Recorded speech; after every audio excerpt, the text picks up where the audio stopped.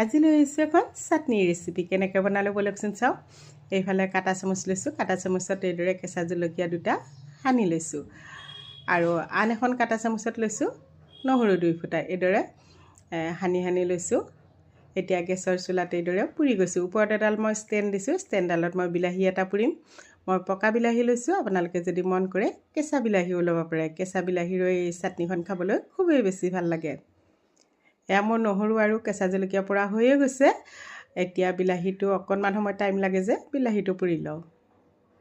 কোনে কোনে বাৰু মোৰ নিচিনাকৈ চাটনি খাই ভাল পায় কমেণ্ট কৰিবচোন। মোৰ কিন্তু খুবেই প্ৰিয়।